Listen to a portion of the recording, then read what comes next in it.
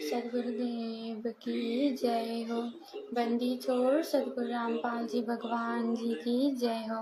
बंदी छोड़ सदगुरु रामपाल जी भगवान जी की जय हो। बंदी छोड़ सदगुरु रामपाल जी भगवान जी की जय हो। सभी भाई बहनों को दासी का प्यार भरा सत साहिब। भाई बहनों, परमात्मा जो दासी से मुक्ति बोध पुस्तक को पढ़वा रहे थे, उसकी 5 पार्ट पहले परमात्मा ने बनवा दिया है, तो आप चाहे तो उनको जाके देख सकते हो। और आज परमात्मा मुक्ति बोध पुस्तक के ऊपर ये 6ठी वीडियो बनवाने जा रहे हैं इस दासी से।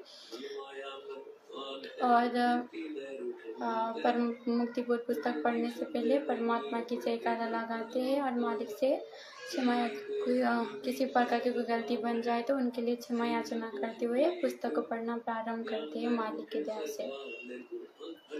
सदगुरुदेव की जय हो।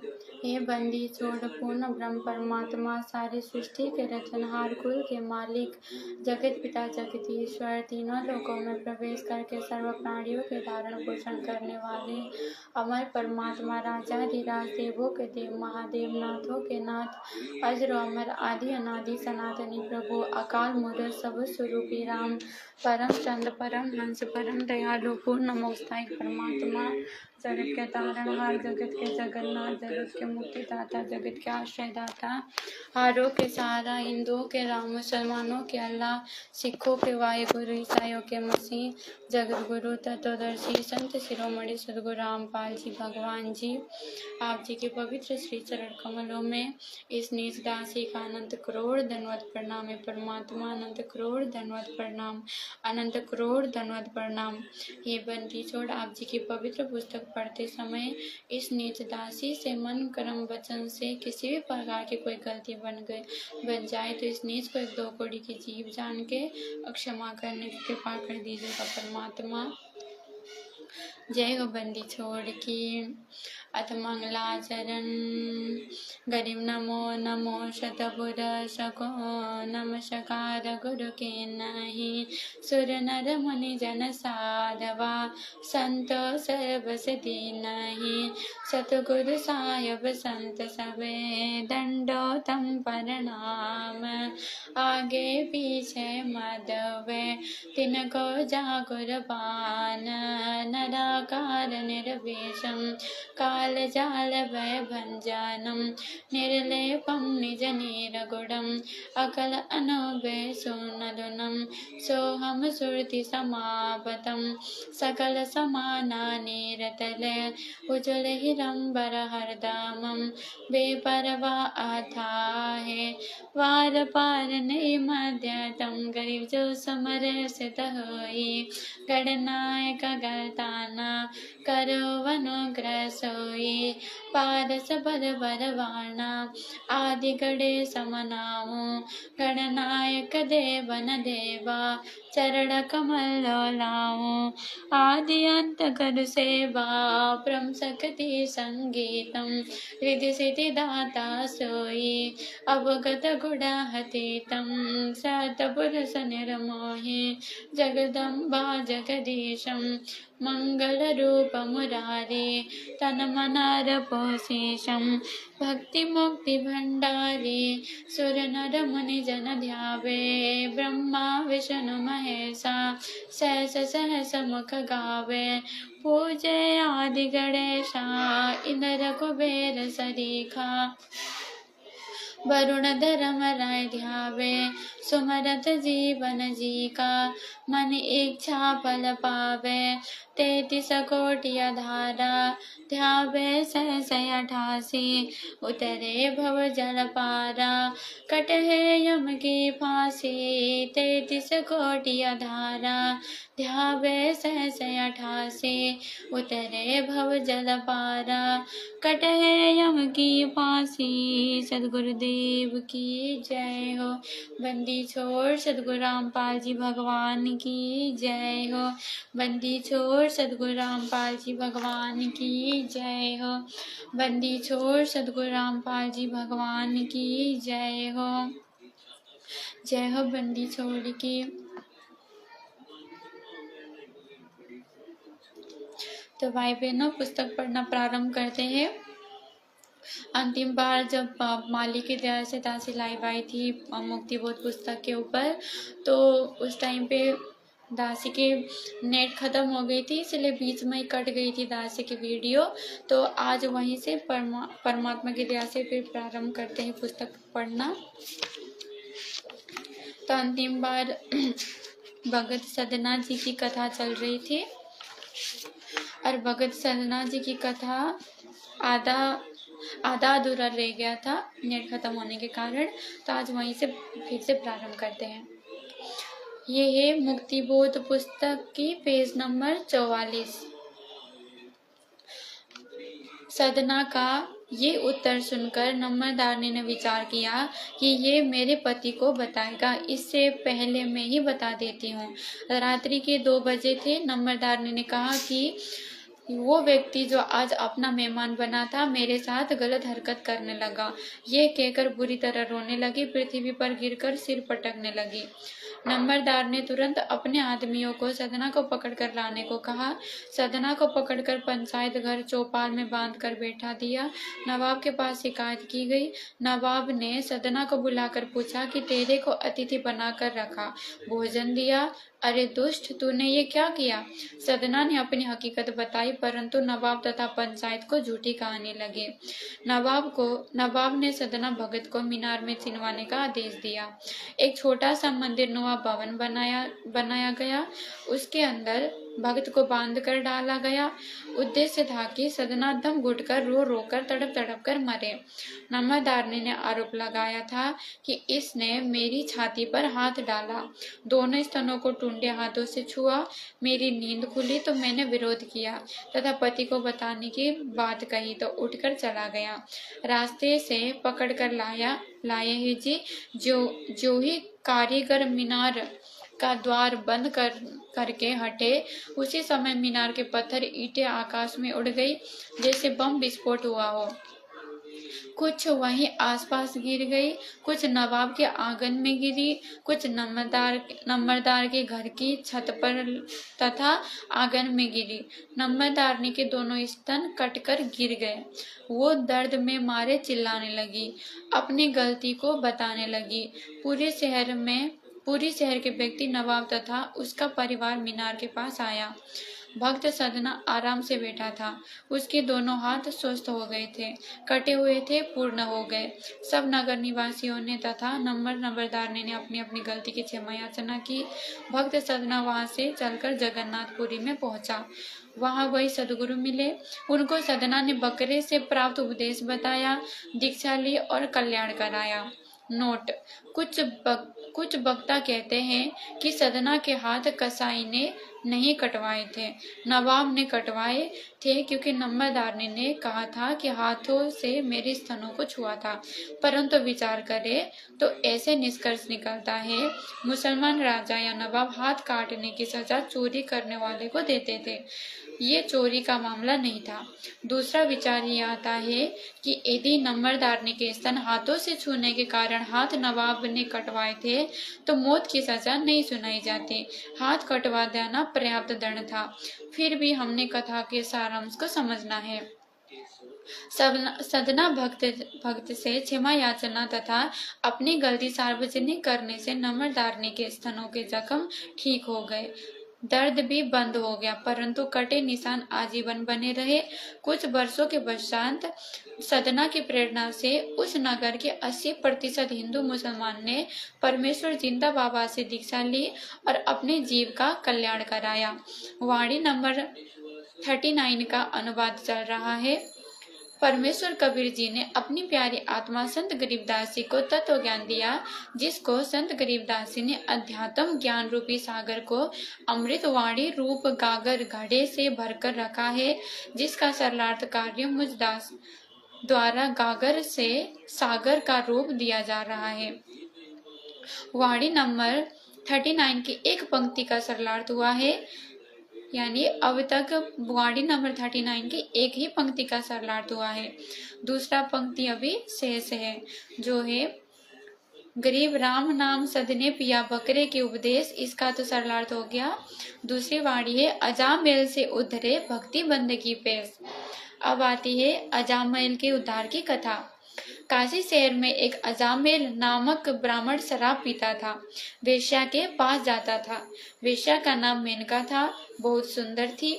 परिवार तथा समाज से समझाने पर भी अजामेल नहीं माना, तो उन दोनों को नगर से निकाल दिया। वे उसी शहर के 1 मील यानी 1.7 किलोमीटर दूर वन में कुटिया बनाकर रहने लगे। दोनों ने विवाह कर लिया। अजामेल स्वयं शराब तैयार करता था, जंगल से जानवर मार कर लाए और मौज मस्ती करता था। विशेष, अजामेल पूर्व जन्म में विष्णु जी का परम भक्त था, ब्रह्मचर्य का पूर्ण पालन करता था। साधक समाज में पूरी इज्जत थी। बचपन से ही घर त्याग कर साधुओं में रहता था। वेश्या भी पूर्व जन्म में विष्णु जी की परम भक्त थी, ब्रह्मचार्य का पूर्ण पालन करती थी, पर पुरुष की ओर कभी दोष दृष्टि से नहीं देखती थी। इस लक्षण से साधक समाज में विशेष सम्मान था। साधकों में ध्यान समाधि लगाने का विशेष प्रचलन है, जो केवल काल प्रेरणा है। हठ योग है, जो गीता तथा वेदों में मना किया है। एक दिन श्याम सुंदर यानी अजामेल का पूर्व जन्म का नाम लेटकर समाधि लगाए हुए था। शरीर पर केवल एक कोपिन लंगोट, जो 1.6 इंच चौड़ा तथा 2 फुट लंबा कपड़े का टुकड़ा होता है, जो केवल गुप्तांग को ढकता है, तागड़ी में लपेटा जाता है। तागड़ी यानी बेल्ट की तरह एक मोटा धागा बांधा जाता है, उसे तागड़ी कहते हैं, पहने हुए था। सर्दी का मौसम था, दिन के समय धूप थी। उस समय श्याम सुंदर वैष्णव ने समाधि लगाई थी। रात्रि तक समाधि नहीं खुली। उस समय एक तीर्थ पर मेला लगा था। रामबाई यानी मेनका का पूर्व जन्म का नाम। रामबाई ने देखा वो साधु इतनी सर्दी में निर्वस्त्र सोया है, नींद में ठंड न लग जाए, ये मर न जाए, ये विचार करके उसके ऊपर लेट गई और अपने कंबल से अपने ऊपर से उस साधु को भी ढक लिया। अन्य व्यक्तियों को लगा कि कोई अकेला सो रहा है। भोर भये सूर्य उदय होते होते श्याम सुंदर की समाधि खुल गई। उसने उठने की कोशिश की, तब रामबाई उठ खड़ी हुई। उस समय एक कंबल से स्त्री पुरुष निकले देखकर अन्य साधक भी उस ओर ध्यान से देखने लगे। श्याम सुंदर ने साधक समाज में अपने सम्मान पर ठेस जानकर अपने को पाक साफ सिद्ध करने के लिए रामबाई से कहा कि हे रंडी यानी वेश्या, तूने मेरा धर्म नष्ट किया है। मैं तो अचेत था, तूने उसका लाभ उठा लिया तो वेश्या बनेगी। अन्य साधु भी निकट आकर उनकी बातें सुनने लगे। रामबाई ने कहा कि हे भाई जी, साफ देने से पहले सच्चाई तो जान लेते। आप निवस्त्र सर्दी में ठिठुर रहे थे, आप अचेत थे। आपके जीवन की रक्षा के लिए मैंने आपको ताप यानी गर्मी देने के लिए मैं आपके ऊपर लेटी थी। कंबल बहुत पतला है, चादर से भी पतला है, इसलिए मुझे इस पर विश्वास नहीं हुआ। एक बहन ने भाई की रक्षा के लिए ये बदनामी मोल ली है। आपके इसके फल में मुझे बदुआ साफ दी है। सुन ले, तू अगले जन्म में भड़ुआ बनेगा, बेशुआ के पास जाया करेगा। दोनों ने एक दूसरे को साफ देकर अपनी भक्ति का नाश कर लिया। जब श्याम सुंदर को सच्चाई पता चली और अपना अंग देखा सुरक्षित था, तो रामबाई से बहुत हमदर्दी हो गई। अपनी गलती की क्षमा याचना की, विशेष प्रेम करने लगा, अधिक मोह हो गया। रामबाई भी श्याम सुंदर से विशेष प्यार करने लगी। वो प्यार एक मित्रवत था, परंतु मोह भी एक जंजीर बंधन है। मृत्यु उपरांत दोनों का जन्म काशी नगर में हुआ। श्याम सुंदर का नाम अजामेल था, ब्राह्मण कुल में जन्म हुआ। रामबाई का जन्म भी ब्राह्मण कुल में हुआ, उसका नाम मेनका था। साफ संस्कार बस चरित्रहीन हो गई, वेश्या बन गई। साफ संस्कार बस अजामेल शराब का आदी हो गया। वेश्या मेनका के पास जाने लग गया। दोनों को नगर से निकाल दिया गया। दोनों लगभग 40-45 वर्ष की आयु के हो गए थे। संतान कोई नहीं थी। परमेश्वर कबीर जी कहते हैं, गरीबदास जी ने बताया है, गोता मारो स्वर्ग में जा पेठू पाताल, गरीबदास ढूंढत फिरो हीरे माणिक लाल। कबीर भक्ति बीच बिन से नहीं आए पड़े सो झोल, जे कंचन बिस्टा पड़े घटे न ताको मोल। भावार्थ है, कबीर परमेश्वर जी ने संत गरीबदास जी को बताया कि मैं अपनी अच्छी आत्माओं को खोजता फिरता हूँ। स्वर्ग पृथ्वी तथा पाताल लोक में कहीं भी मिले मैं वहीं पहुंच जाता हूँ। उनको पुनः भक्ति की प्रेरणा करता हूँ। मनुष्य जन्म के भूले उद्देश्य की याद दिलाकर भक्ति करने को कहता हूँ।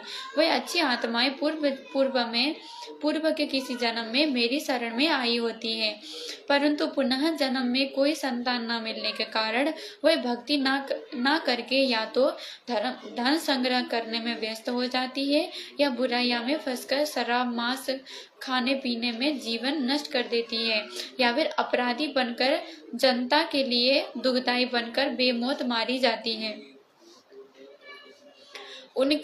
उनको उस दलदल से निकालने के लिए मैं कोई ना कोई कारण बनाता हूँ। वह आत्माएं तत्व ज्ञान के अभाव से बुराइयां रूपी कीचड़ में गिर तो जाती है, परंतु जैसे कंचन यानी स्वर्ण गोल्ड टट्टी में गिर जाए तो उसका मूल्य कम नहीं होता। टट्टी यानी विष्ठा से निकालकर साफ कर ले, उसी मोल बिकता है। इसी प्रकार जो जीव मानव शरीर में एक बार मेली यानी कबीर परमेश्वर जी की शरण में किसी जन्म में आ जाता है, यानी इस प्रकार जो जीव मानव शरीर में एक बार मेरी यानी कबीर परमेश्वर जी की शरण में किसी जन्म में आ जाता है, प्रथम द्वितीय तीनों मंत्रों में से कोई भी नाम प्राप्त कर लेता है, किसी कारण से नाम खंडित हो जाता है, मृत्यु हो जाती है, तो उसको मैं नहीं छोड़ूंगा। कलयुग में सब जीव पार होते हैं। यदि कलयुग में भी कोई उपदेशी रह जाता है तो सतयुग, त्रेतायुग, द्वापर युग में उन्हें भी उन्हीं की भक्ति से मैं बिना नाम लिए, बिना धर्म कर्म किए, आपत्ति आने पर अनोखी लीला करके रक्षा करता हूँ, उसको फिर भक्ति पर लगाता हूँ। उनमें परमात्मा में आस्था बनाए रखता हूँ, यानी उनके अंदर परमात्मा के प्रति आस्था बनाए रखता हूँ। यानी परमात्मा ने यह स्पष्ट कर दिया कि एक बार कोई आत्मा परमात्मा की शरण में आ जाती है तो जरूरी नहीं कि अगर वो किसी कारण बस पार नहीं हुई तो अगले जन्म में भी वो परमात्मा की भक्त रहेगी, ये जरूरी नहीं है। वो मतलब उसको नाम ना भी मतलब परमात्मा के नाम बिना मिले भी उसकी जीवन नष्ट हो जाता है। यानी मानो अगर आज हम परमात्मा की शरण में है, इस जन्म में हम किसी कारण बस अगर पार नहीं हुए तो अगले जन्म में हम किसी और की भी भक्ति कर सकते हैं, जैसे देवी देवताओं की भक्ति या ब्रह्म की भक्ति या किसी दूसरों की भक्ति, यानी किसी की भी भक्ति करके हम अपना पूरा जीवन नष्ट कर सकते हैं और पूरा जीवन हमारा परमात्मा की भक्ति बिना भी नष्ट हो सकता है।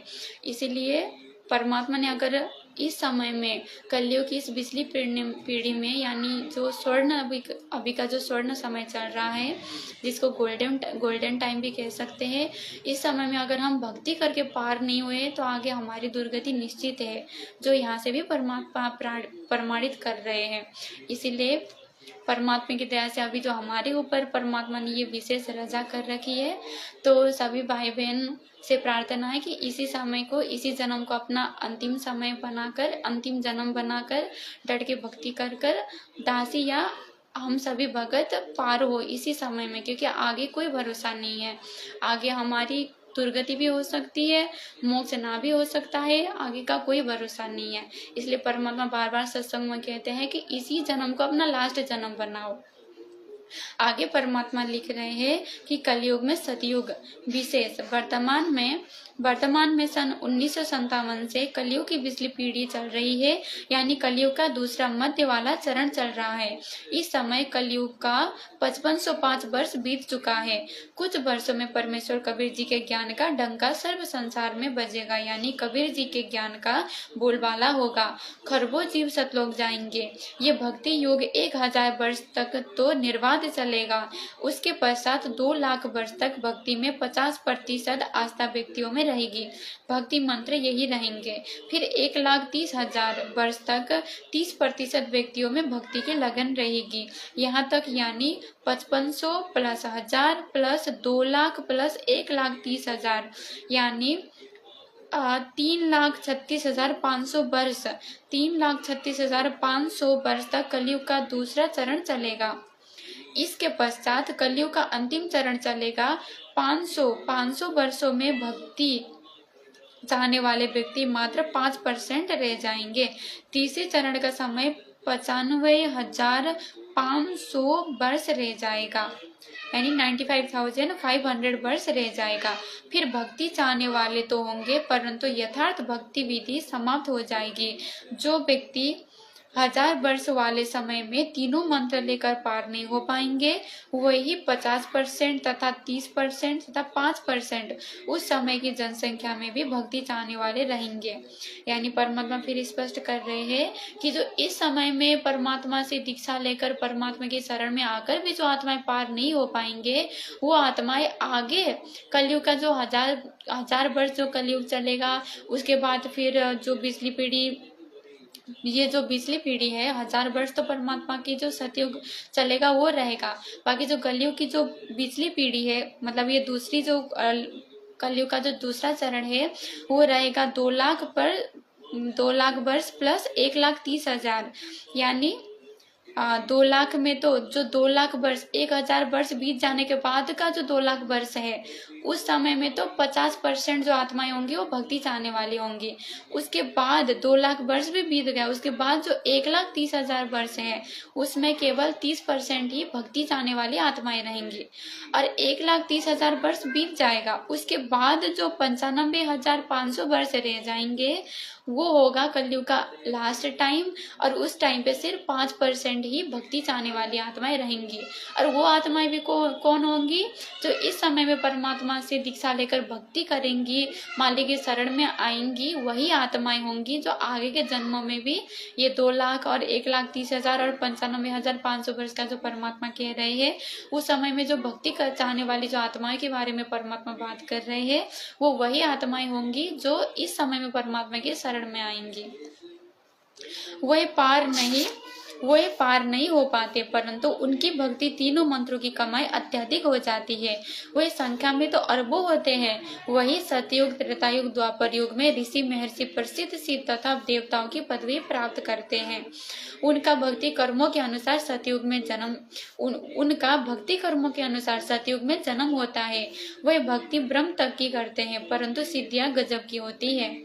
यानी कि जो इससे पहले जो ऋषि महर्षि रह चुके हैं, जिन्होंने ब्रह्म तक की भक्ति करी है और उनके पास भी परमात्मा बार बार जाते थे, उनको भी परमात्मा मतलब अपनी भक्ति की, ये जो वास्तविक सत भक्ति, शास्त्र अनुकूल जो भक्ति है, वो भक्ति करने की परमात्मा बार बार उनको इसलिए प्रेरणा देते थे क्योंकि वही आत्माएं होती है जो कलयुग की इस पिछली पीढ़ी में रह जाती है। वही आत्मा आगे जाके ऋषि महर्षि बनती है, फिर जाके परमात्मा उनको भक्ति की प्रेरणा देते हैं, लेकिन वो मानते नहीं है क्योंकि उस टाइम पे उनको बहुत कुछ प्राप्त हो चुका होता है। जैसे ब्रह्म की लेवल तक की जो भक्ति होती है, उस तक में उनको बहुत कुछ प्राप्त हो चुका होता है, इसलिए वो परमात्मा की भक्ति को स्वीकार नहीं करते।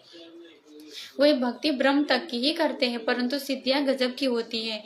वह पूर्व जन्म की भक्ति की शक्ति से होती है। कलयुग में वही ब्राह्मण ऋषि उन्हीं वेदों को पढ़ते हैं, ब्रह्म की भक्ति ओम नाम जाप करके करते हैं, परंतु कुछ भी चमत्कार नहीं होते। कारण है कि वह तीनों युगों में अपनी पूर्व जन्म की भक्ति शक्ति को साफ आशीर्वाद देकर सिद्धियों का प्रदर्शन करके समाप्त करके सामान्य प्राणी रह जाते हैं, परंतु उनको परमात्मा की भक्ति की चाह विद्यमान रहती है। कलयुग में काल सतर्क हो जाता है, वेद विरुद्ध ज्ञान का प्रचार करवाता है, अन्य देवताओं की भक्ति में आस्था दृढ़ करा देता है। जैसे 1957 से 2505 वर्ष पूर्व यानी ईसा मसीह से 508 वर्ष पूर्व आदि शंकराचार्य जी का जन्म हुआ था। उन्होंने 20 वर्ष की आयु में अपना मत दृढ़ कर दिया कि श्री ब्रह्मा, श्री विष्णु तथा श्री शिव जी, माता दुर्गा तथा गणेश आदि की भक्ति करो। विशेषकर तमगुण भगवान शिव की भक्ति को अधिक दृढ़ किया कि दृढ़ किया, क्योंकि वह आदि शंकराचार्य जी शिवलोक से आए थे, शिव जी के गढ़ थे, इसलिए शंकर जी के मार्ग के आचार्य यानी गुरु शंकराचार्य कहलाए। वर्तमान तक राम, कृष्ण, विष्णु, शिव तथा अन्य देवी देवताओं की भक्ति का रंग चढ़ा रहा। संसार में अरबों मानव भक्ति चाहने वाले हैं, वे किसी न किसी धर्म या पंथ से गुरु से जुड़े हैं, परंतु भक्ति शास्त्र विरुद्ध कर रहे हैं। परमेश्वर विक्रमी संवत 1575 सन 1518 तक 120 वर्ष में गुरु पद पर 115 वर्ष रहकर 64 लाख भक्तों में भक्ति की प्रेरणा को फिर जागृत किया, उनमें पुनः भक्ति बीज बोया। फिर सबकी परीक्षा ली, वे असफल रहे, परंतु गुरुद्वारे नहीं हुए। उनका अब जन्म हो रहा है। सर्वप्रथम वे 64 लाख मेरे संत राम यानी गुरु जी अपने को कह रहे हैं परमात्मा कि मेरे से जुड़ेंगे, उसके पश्चात वे जन्मेंगे, जिन्होंने 1000 वर्ष के पश्चात 2 लाख तथा 1,30,000 वर्ष तक भक्ति में लगे रहे, परंतु पार नहीं हुए। जो 64 लाख है ये वही प्राणी है जो 1000 वर्ष वाले समय में रह गए थे, परंतु धर्मराज के दरबार में अधिक विलाप किया कि हमने तो सतलोक जाना है। परमात्मा कबीर जी गुरु रूप में प्रकट होकर उसको धर्मराज से छुड़वाकर मिनी सतलोक में ले गए थे। उनका जन्म अपने आने के कलयुग विक्रमी संवत 1455 के समय में के आसपास दिया था, जो अभी तक मानव जीवन प्राप्त करते आ रहे हैं। यानी परमात्मा स्पष्ट कर रहे हैं कि अभी हम जो परमात्मा की शरण में यानी 600 साल पहले जो 64 लाख आत्माएं परमात्मा के शरण में आए थे, परमात्मा से जुड़े थे, वह सारी वो आत्माएं थी जो इससे पहले वाली कलयुग की जो पिछली पीढ़ी थी उस समय में रह गए थे। उस समय जो 1000 वर्ष का जो स्वर्ण युग चलता है, उस समय में जो आत्माएं रह गई थी वो आत्माएं थी जो 600 साल पहले परमात्मा के शरण में आई थी। कैसे होगा कलयुग में सतयुग? वर्तमान में सन 1957 से 3000 ईस्वी तक पुनः सतयुग जैसा वातावरण, आपसी प्रेम का माहौल बनेगा। फिर से फलदार वृक्ष तथा छायादार वृक्ष लगाए जाएंगे। फैक्ट्रियां धुआं रहित होंगी, फिर बंद हो जाएंगी। यानी पहले तो फैक्ट्रियां धुआं रहित होंगी, उसके बाद टोटली सारी फैक्ट्रियां बंद हो जाएंगी। लोग हाथ से बने कपड़े पहनेंगे। आने वाले जो 1000 साल तक जो परमात्मा का सतयुग चलेगा, उसके विषय में परमात्मा कह रहे हैं कि लोग हाथ से बने कपड़े पहनेंगे, मिट्टी या स्टील के बर्तन प्रयोग करेंगे, जो छोटे कारखानों में मानव चालित यंत्रों से तैयार होंगे, जो मानव संचालित आहरण की तरह चलेंगे। पशुधन बढ़ेगा। जब मानव मिलकर पूरी पृथ्वी को उपजाऊ बनाने में एकजुट होकर कार्य करेंगे, कोई धनी व्यक्ति अहंकारी नहीं होगा, वो अधिक धन दान में देगा। जो अधिक धन संग्रह करेगा उसे मूर्ख कहा जाएगा। उसको ज्ञान समझाकर सामान्य जीवन जीने की प्रेरणा दी जाएगी, जिसको वो स्वीकार करेगा। सामान्य जीवन जीने वाले और भक्ति दान धर्म करने वालों की प्रशंसा हुआ करेगी। पश्चिमी देशों यानी अमेरिका, इंग्लैंड आदि वाली सभ्यता समाप्त हो जाएगी। स्त्री पुरुष पूरे वस्त्र पहना करेंगे, सुखमय जीवन जिएंगे, एक दूसरे की सहायता अपने परिवार की तरह करेंगे। कलयुग में सतयुग 1000 वर्ष तक चलेगा। इसका 50% प्रभाव 2 लाख वर्ष तक रहेगा और 30% प्रभाव 1,30,000 वर्ष तक रहेगा। अंत में 95,500 वर्षों में 95% व्यक्ति कृतघ्न, मर्यादाहीन, दुष्ट हो जाएंगे, कच्चा मांस खाने लगेंगे, आयु बहुत कम यानी 20 वर्ष रह जाएगी। मानव की लंबाई 2 से 3 फुट तक रह जाएगी। 5 वर्ष की लड़की को बच्चा पैदा होगा। 80% व्यक्ति 15 वर्ष की आयु में मर जाया करेंगे।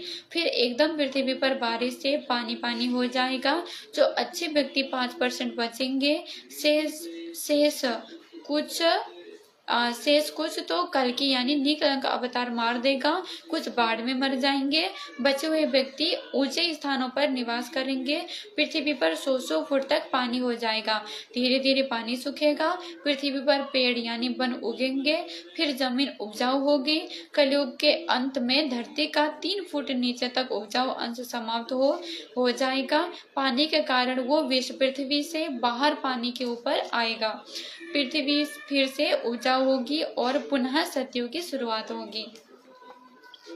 अजामेल की शेष कथा। एक दिन नारद जी काशी में आए तथा किसी से पूछा कि मुझे अच्छे भक्तों का घर बताओ, मैंने रात्रि में रुकना है, मेरा भजन बने, उसको सेवा का लाभ मिले, मेरा भजन बने और उसको सेवा का लाभ मिले। उस व्यक्ति ने मजाक सूझा और कहा कि आप सामने कच्चे रास्ते जंगल की ओर जाओ, वहाँ एक बहुत अच्छा भक्त रहता है। भक्त तो एकांत में ही रहते हैं ना, आप कृपा जाओ। लगभग 1 मील यानी आधा कोस दूर उसकी कुटी है। गर्मी का मौसम था, सूर्य अस्त होने में 1.5 घंटा शेष था। नारद जी को द्वार पर देखकर मेनका अति प्रसन्न हुई, क्योंकि प्रथम बार कोई मनुष्य उनके घर आया था, वो भी ऋषि। पूर्व जन्म के भक्ति संस्कार अंदर जमा थे, उन पर जैसे बारिश का जल गिर गया हो, ऐसे एकदम अंकुरित हो गए। मेनका ने ऋषि जी का अत्यधिक सत्कार किया, कहा कि ना जाने कौन से जन्म के शुभ कर्म आगे आए हैं, जो हम पापियों के घर भगवान स्वरूप ऋषि जी आए हैं। ऋषि जी के बैठने के लिए एक वृक्ष के नीचे चटाई बिछा दी, उसके ऊपर मृगशाला बिछाकर बैठने को कहा। नारद जी को पूर्ण विश्वास हो गया कि वास्तव में ये पक्के भगत हैं, बहुत अच्छा समय बीतेगा। कुछ देर में अजामेल आया और जो तीतर खरगोश मार कर लाया था, वो लाठी में टांग कर आंगन में प्रवेश हुआ। अपनी पत्नी से कहा कि रसोई तैयार कर। सामने ऋषि जी को बैठकर देखकर दंडवत प्रणाम किया और अपने भाग्य सराहने लगा। कहा कि ऋषि जी, मैं स्नान करके आता हूँ, तब आपके चरण चंपी करूंगा। ये कहकर अजामेल निकट के तालाब पर चला गया। नारद जी ने मेनका से पूछा कि देवी ये कौन है? उत्तर मिला कि ये मेरा पति अजामेल है। नारद जी को विश्वास नहीं हो रहा था कि ये क्या चक्रव्यूह है। विचार तो भक्तों से भी ऊपर, परंतु कर्म कैसे? नारद जी ने कहा कि देवी सच सच बात बता, माजरा क्या है? शहर में मैंने पूछा था कि किसी अच्छे भक्त का घर बताओ, तो आपका एकांत स्थान वाला घर बताया था। आपके व्यवहार से मुझे पूर्ण संतोष हुआ कि सच में भक्तों के घर आ गया हूँ।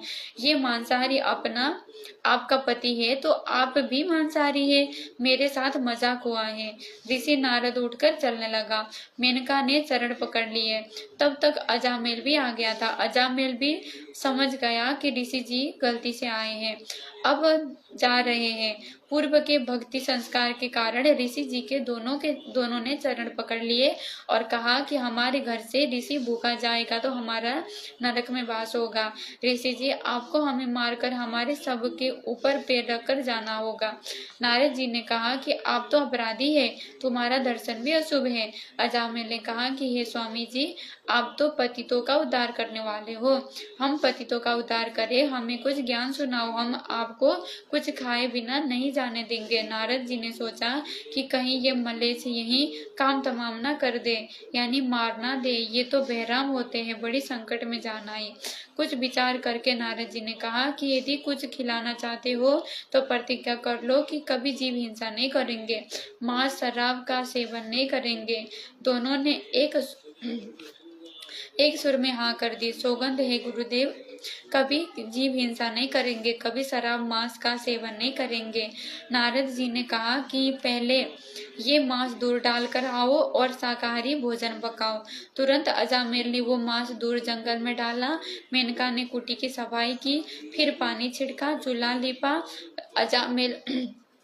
अजामेल बोला कि मैं शहर से आटा लाता हूँ, मेनका तुम सब्जी बनाओ। नारद जी की जान में जान आई। भोजन खाया। गर्मी का मौसम था। एक वृक्ष के नीचे नारद जी की चटाई बिछा दी। स्वयं दोनों बारी बारी सारी रात पंखे से हवा चलाते रहे। नारद जी बैठकर भजन करने लगे। फिर कुछ देर तब देखा कि दोनों अड़ी सेवा कर रहे हैं। नारद जी ने कहा कि आप दोनों भक्ति करो, राम राम का नाम जाप करो। दोनों ने कहा कि ऋषि जी भक्ति नहीं कर सकते, रुचि नहीं बनती, और सेवा बताओ। परमेश्वर कबीर जी ने कहा है कि कबीर पिछले पाप से हरि चर्चा ना सुहावे, के ऊँगे के उठ चले, के ओरे बाँध चलावे। तुलसी पिछले पाप से हरि चर्चा ना भावे, जैसे जवर के बेग से भूख विदा हो जावे। भावार्थ है, जैसे जवर यानी बुखार के कारण रोगी को भूख नहीं लगती, वैसे ही पापों के प्रभाव से व्यक्ति को परमात्मा की चर्चा में रुचि नहीं होती। या तो सत्संग में ऊँघने लगेगा, या तो अन्य चर्चा करने लगेगा। उसको श्रोता बोलने से मना करेंगे तो उठकर चला जाएगा। यही दशा अजामेल तथा मेनका की थी। नारद जी ने कहा कि हे अजामेल, एक आज्ञा का पालन अवश्य करना।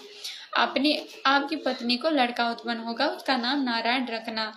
ऋषि जी चले गए। अजामेल को पुत्र प्राप्त हुआ, उसका नाम नारायण रखा। इकलौते पुत्र में अत्यधिक मोह हो गया, जरा भी इधर उधर हो जाए तो अजामेल अरे नारायण आजा बेटा करने लगा। ऋषि जी का उद्देश्य था कि ये कर्महीन दंपति इसी बहाने परमात्मा को याद कर लेगा तो कल्याण हो जाएगा। नारद जी ने कहा था कि अंत समय में यदि यम के दूत जीव को लेने आ जाए तो नारायण कहने से छोड़कर चले जाते हैं।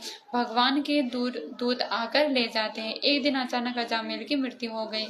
यम के दूत आ गए, उनको देखकर कहा कि कहाँ गया नारायण बेटा, आजा। पौराणिक लोग कहते हैं कि ऐसा कहते ही भगवान विष्णु के दूत आए और यम दूते से कहा कि इसकी आत्मा को हम लेकर जाएंगे, इसने नारायण को पुकारा है। यमदूतों ने कहा कि धर्मराज का हमारे को आदेश है, पेश करना है। इसी बात पर दोनों का युद्ध हुआ। भगवान के दूत अजामेल को ले गए। वास्तव में यमदूत धर्मराज के पास लेकर गए। धर्मराज ने अजामेल का खाता खोला तो उसकी 4 वर्ष आयु शेष थी। फिर देखा कि इसी काशी शहर में दूसरा अजामेल है, उसके पिता का अन्य नाम है, उसको लाना था। उसे लाओ, इसको तुरंत छोड़कर आओ। अजामेल की मृत्यु के पश्चात उसकी पत्नी रो रो कर विलाप कर रही थी, विचार कर रही थी कि अब इस जंगल में कैसे रह पाऊंगी, बच्चे का पालन कैसे करूंगी, ये क्या बनी भगवान। वो रोती रोती लकड़ियां इकट्ठी कर रही थी। कुटी के पास में सबको खींच कर ले गई। इतने में अजामेल उठकर बैठ गया। कुछ देर तो शरीर ने कार्य ही नहीं किया। कुछ समय के बाद अपनी पत्नी से कहा कि क्या कर रही हो। पत्नी की खुशी का ठिकाना नहीं रहा। कहा कि आपकी मृत्यु हो गई थी। अजामेल ने बताया कि यम के दूत मुझे धर्मराज के पास लेकर गए थे। मेरा खाता देखा तो मेरी 4 वर्ष की आयु शेष थी। मुझे छोड़ दिया और काशी शहर में एक अन्य अजामेल को लेकर जाएंगे, उसकी मृत्यु होगी। अगले दिन अजामेल शहर गया तो अजामेल के शव को शमशान घाट ले जा रहे थे। तुरंत वापिस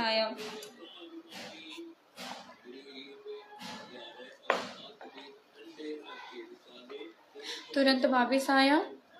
अपनी पत्नी से बताया कि वो अजामेल मर गया है, उसका अंतिम संस्कार करने जा रहे हैं। अब अजामेल को भय हुआ कि भक्ति नहीं की तो ऊपर बुरी तरह पिटाई हो रही है। नरक में हाहाकार मचा था। नारद जी आए तो अजामेल ने कहा कि गुरुजी, मेरे साथ ऐसा हुआ। मेरी आयु 4 वर्ष की बताई थी, 1 वर्ष कम हो चुका है, बच्चा छोटा है, मेरी आयु बढ़ा दो। नारद जी ने कहा कि नारायण नारायण जपने से किसी का आयु नहीं बढ़ती। जो समय धर्मराज ने लिखा है उससे 1 श्वास भी गड़बड़ नहीं हो सकता।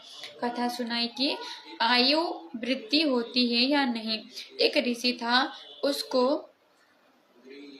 उसको किसी ने हस्तरेखा देकर बताया कि आपकी 3 दिन आयु शेष है। वो ऋषि चिंतित हुआ और बोला कि कोई उपाय बताओ जिससे मेरी आयु 4 वर्ष बढ़ जाए। मैं भक्ति करना चाहता हूँ। ऋषि को उस ज्योतिष शास्त्री ने बताया कि आप तो अच्छे उद्देश्य के लिए आयु वृद्धि चाह रहे हो, चलो प्रजापति ब्रह्मा जी के पास चलते हैं, वही जीवों की उत्पत्ति करता है। ब्रह्मा जी के पास गए और उद्देश्य बताया तो ब्रह्मा जी ने कहा कि मैं तो उत्पत्ति तो कर सकता हूँ, आयु की वृद्धि का अधिकार मेरे पास नहीं है। फिर सोचा कि विष्णु जी के पास चलते हैं। ऋषि जी का उद्देश्य अच्छा था। तीनों विमान में बैठकर विष्णु जी के पास चले गए। उद्देश्य बताया तो विष्णु जी ने कहा कि ये काम तो शंकर जी का है, वो संहार करते हैं, उन्हीं से प्रार्थना की जाए। ऋषि जी का जीवन वृद्धि का उद्देश्य भक्ति के लिए अच्छा है। विष्णु जी, ब्रह्मा जी तथा वे दोनों सब शंकर जी के पास गए। उनको उद्देश्य बताया तो शंकर जी ने कहा कि ऋषि जी का उद्देश्य तो बहुत अच्छा है, परंतु मेरे को तो जो आदेश धर्मराज से आता है उन्हीं की मृत्यु का आदेश यमदूतों भूतों को करता हूँ। चलो धर्मराज के पास चलते हैं। उस दिन उस ऋषि जी का मृत्यु का दिन था। तीनों ब्रह्मा, विष्णु, शिव देवता तथा ऋषि और ज्योतिष शास्त्री मिलकर धर्मराज के कार्यालय में गए तथा ऋषि के आयु वृद्धि के लिए कहा तथा उद्देश्य बताया कि ये केवल भक्ति के लिए आयु वृद्धि चाहता है। धर्मराज ने उस समय का खाता खोला तो उसमें उसी समय मृत्यु लिखी थी। उस ऋषि की तुरंत मृत्यु हो गई। तीनों देवता धर्मराज से नाराज हो गए, कहा कि आपने हमारी इज्जत नहीं रखी, आपने ये अच्छा नहीं किया। धर्मराज ने वो लेख दिखाया जो उस ऋषि की मृत्यु के विषय में था। उसमें लिखा था कि ऋषि जी की मृत्यु धर्मराज के कार्यालय में ब्रह्मा, विष्णु, शिव तथा ज्योतिष शास्त्री की उपस्थिति में दिन के इतने बीत जाने पर हो। आप जी ने तो मेरा कार्य सुगम कर दिया। ये लेख मैं नहीं लिखता, ये तो विधाता की ओर से अपने आप लिख जाते हैं। यदि आप आयु बढ़वाना चाहते हैं तो अपनी आयु में से दान कर दो, तो मैं इसकी आयु बढ़ा सकता हूँ। ये बात सुनकर सब चले गए। ये कथा सुनाकर नारद जी ने कहा कि इस बचे हुए समय में खूब नारायण कर ले। नारद जी चले गए। अजामिल की चिंता और बढ़ गई कि भक्ति का लाभ क्या हुआ। 2 वर्ष जीवन शेष था। परमेश्वर कबीर जी एक ऋषि वेश में अजामिल के घर प्रकट हुए। अजामिल ने श्रद्धा से ऋषि का सम्मान किया, अपनी समस्या बताई। ऋषि रूप में सतपुरुष जी ने कहा कि आप मेरे से दीक्षा लो, आपकी आयु बढ़ा दूंगा। लेकिन अजामिल ने नारद से कथा सुनी थी कि जो आयु लिखी है वो घट बढ़ नहीं सकती। विचार किया कि दीक्षा लेकर देख लेते हैं। दोनों ने दीक्षा ली। नारायण नाम का जाप त्याग दिया। नए गुरुजी द्वारा दिया नाम जाप किया। मृत्यु वाले वर्ष का अंतिम महीना आया तो खाना कम हो गया, परंतु मंत्र का जाप निरंतर किया। अंतिम दिन भोजन भी नहीं खाया, मंत्र जाप दृढ़ता से करता रहा। वर्ष पूरा हो गया, 1 महीना ऊपर हो गया, परंतु भय फिर भी बरकरार था। ऋषि वेश में परमेश्वर आए। दोनों पति पत्नी देखते ही दौड़ आए, चरणों में गिर गए। गुरुदेव आपकी कृपा से जीवन मिला, आप तो स्वयं परमेश्वर है। परमेश्वर जी ने कहा, मासा घटे न तिल बदे, बिदना लगे जो लेख, साचा सदगुरु मेटकर ऊपर मारे मेघ। अब आपकी आयु के लेख मिटाकर कील गाड़ दी है। जब मैं चाहूंगा तब तेरी मृत्यु होगी। दोनों मिलकर भक्ति करो। अपने पुत्र को भी उपदेश दिलाओ। पुत्र को उपदेश दिलाया, भक्ति करके मोक्ष के अधिकारी हुए। वाणी नंबर 39 का सारांश ये है कि सदना ने बकरे के मुख से सुने उपदेश प्रवचन से गुरु बनाकर राम नाम का अमृत पिया, भक्ति की और अजामिल का मोक्ष भी तब हुआ जब वो पूर्ण परमात्मा से प्रति समर्पित हुआ। वाणी नंबर 40। गरीब नाम जलंधर को लिया, पारा ऋषि परवान, धन सदगुरु दाता धनी, दही बंदगी दान। भावार्थ है, जलंधर नाथ तथा ऋषि पाराशर ने भी भक्ति की, उनको स्वर्ग स्थान ही मिला, परंतु मुझे पूर्ण सदगुरु मिले हैं जिन्होंने भक्ति बंदगी दान दी, यानी अपनी कृपा से स्वयं मेरे पास प्रकट होकर दीक्षा दी। वाणी नंबर 41। गरीब गगन मंडल में रहते हैं, अविनाशी आप अलेख, युगन युगन सत्संग है, धरी धरी खेले भेख।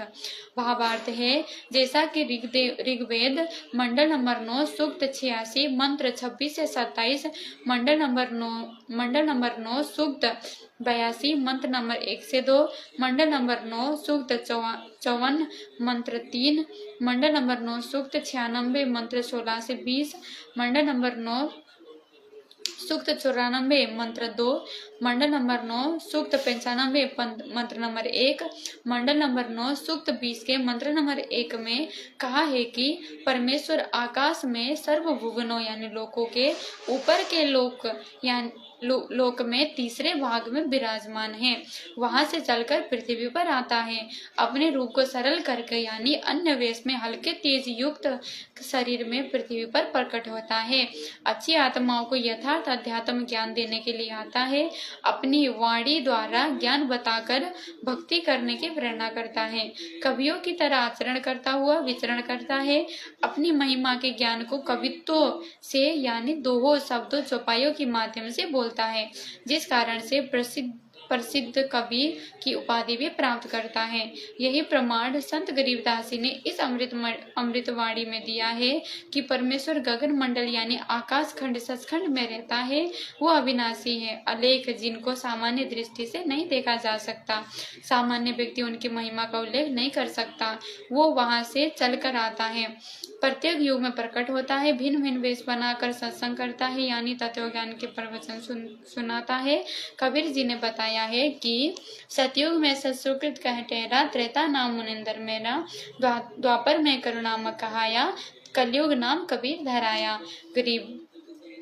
गरीब सदगुरु पुरुष कबीर है, चारों युग प्रवान, झूठे गुरु आप मर गए, हो गए भूत मसान। राग बिलावल का शब्द नंबर 25 पढ़े, भक्ति की अजब प्रेरणा है। कर साहिब की भक्ति बेरा कर ले रे, समृत साहि शीस पर तोकू क्या भेरे।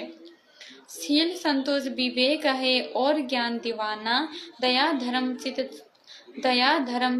चित्त चौतरे बाचो परवाना। धर्म ध्वजा जहाँ फरहरे हो ही जगी जोरनार, कथा कीर्तन होत है साहेब दरबार।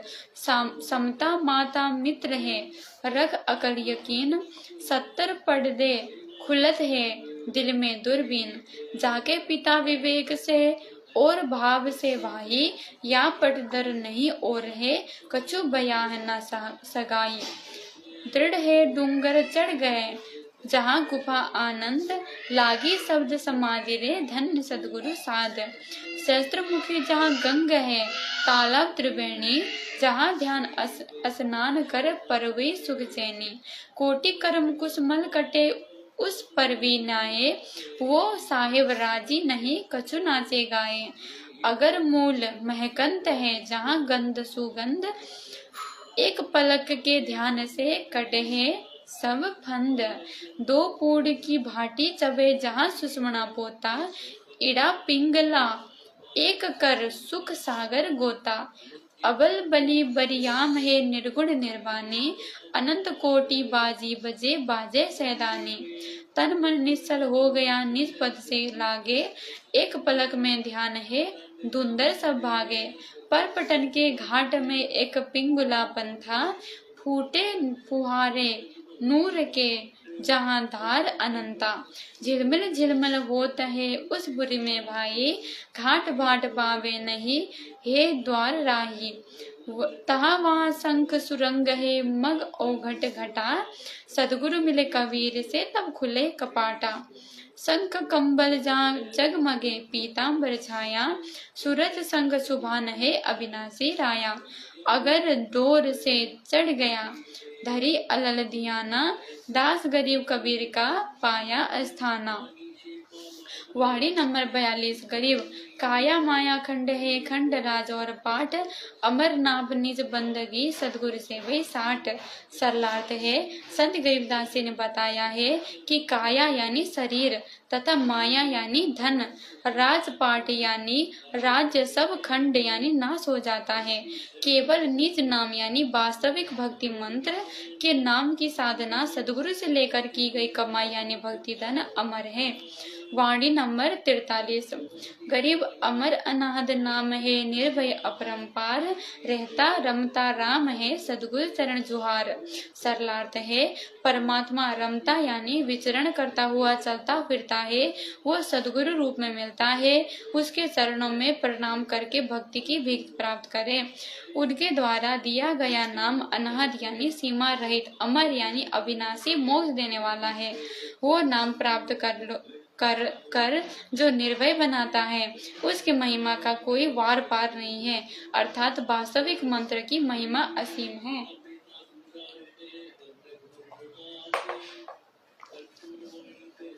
वाणी नंबर 44। गरीब अविनाशी निचल सदा करता हो को कुर्बान, आप जाप अजप्पा जपत है, गगन मंडल धरि ध्यान। सरलार्थ है, उस अविनाशी कर्ता यानी सृष्टि रचनहार पर कुर्बान हो जा, जो निश्चल यानी स्थायी है। उसके नाम का अजप्पा यानी मन में श्वास द्वारा स्मरण कर, जाप कर और गगन मंडल में ध्यान रख कि परमेश्वर सतपुरुष ऊपर सतलोक में विराजमान है। मैंने भी वही जाना है, वो सुखदायी स्थान है, वहाँ जन्म मरण नहीं है, कोई राग द्वेष नहीं है, सब प्रेम से रहते हैं, युवा रहते हैं।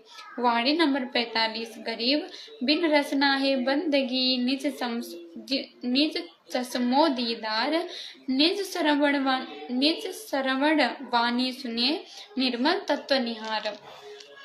सरलार्थ है, सदगुरु द्वारा दीक्षा में दिए वास्तविक नामों का जाप विधि अनुसार करने से यानी बिना रचना यानी जीव के बंदगी यानी नम्र भाव से स्मरण यानी अजप्पा जाप करने से, बिन चिस्मो यानी बिना चरम दृष्टि से के यानी दृढ़ दृष्टि से परमेश्वर का दीदार दर्शन होता है। बिन श्रवण यानी बिना कानों से, बिन श्रवण बिना कानों के यानी आत्मा के कानों से आए लोक की वाणी सुनाई देती है। उस निर्मल तत्व यानी परमेश्वर, पवित्र परमेश्वर को निहार यानी एकटक देख। वाणी नंबर 46 है। गरीब में सौदागर नाम का, टांडे पड़िया बाहिर, लदते ला दिया, बहुरिन फेरा बीर। सरलार्थ है, साधक कहता है कि परमात्मा मैं भी भक्ति के सौदागरों में से एक हूँ। मेरा भी टांडे यानी व्यापारियों से लश्कर यानी दल में कुछ बेलों यानी गाड़ियां का, बाहर यानी काफिला पड़िया है यानी शामिल है। पड़िया माने वैसे गिरा होता है, परंतु यहाँ उपमा अलंकार होने से शामिल अर्थात करना उचित है।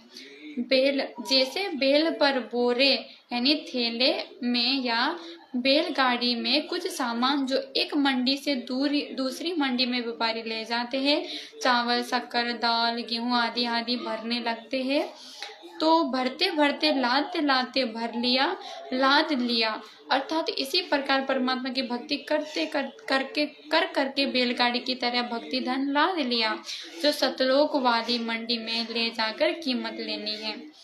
वाणी नंबर 47। गरीब नाम बिना क्या होता है, जब तक संयम ध्यान, बाहरी भर में मानवी अब अंतर में जान। सरलार्थ है, संत गरीबदास जी ने कहा है कि वास्तविक नाम बिना अन्य नामों के जाप से, गीता अध्याय 18 श्लोक 42 में कहे तप यानी अपने धर्म के पालन में कष्ट सहना ही साधक का तप है। वो तप तथा संयम यानी अपनी